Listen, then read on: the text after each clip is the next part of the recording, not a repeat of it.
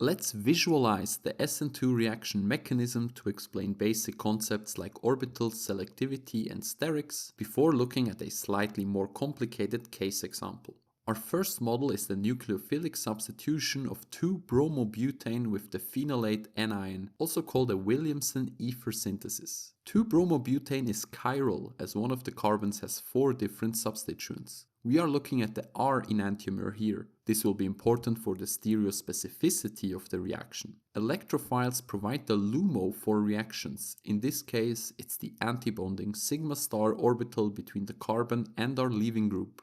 Note that bromide and iodide are particularly potent leaving groups due to the high acidity of their conjugate acids, but also weak bonds with carbon. This is caused by weak overlap of atomic orbitals and inversely results in a low energy sigma star that is accessible to our nucleophile, the phenolate. This electron-rich anion is completely planar due to the conjugation of one of the oxygen electron pairs with the aromatic ring. Its HOMO is localized on the oxygen as you would expect, but we can also nicely see resonance with delocalization across the pi system. To ensure decent orbital overlap, the substitution proceeds via backside attack. Because the nucleophile needs to get pretty close to the already tetrahedral carbon, steric factors are much more important for the SN2 reaction compared to SN1.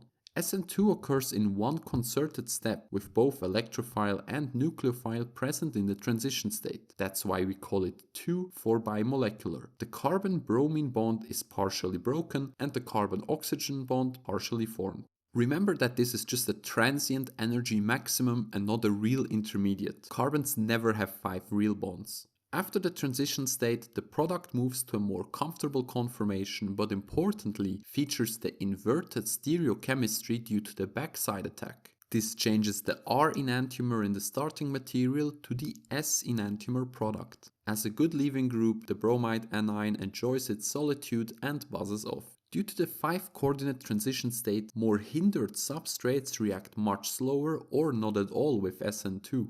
While it's not intuitive to beginners on paper, the model nicely visualizes that surrounding substituents can block the nucleophile's backside attack. There's simply too much unwanted repulsion between the electrons on the different groups. Instead, depending on reaction conditions like solvent polarity, we could see a more stepwise SN1 or no reaction at all. Let's look at a slightly more advanced example. I'm total synthesis, so I just had to take a cute natural product that was isolated from a random tropical algae in Brazil. As fate wanted it, this one also has a secondary alkyl bromide, so it fits perfectly. We're interested in this epoxide opening step as it showcases a common question on diastereoselectivity. The reaction is intramolecular, but is pretty similar to a SN2 type substitution. Given our fixed starting configuration, the side chain and the nucleophilic alkoxide hover on the bottom side of the ring. As you can see, it's perfectly positioned for the backside attack, leading to the 1,2 anti-product. The leaving group is now much worse than bromide, but relieving the strain energy present in the epoxide drives the reaction forward. Is there another potential substitution?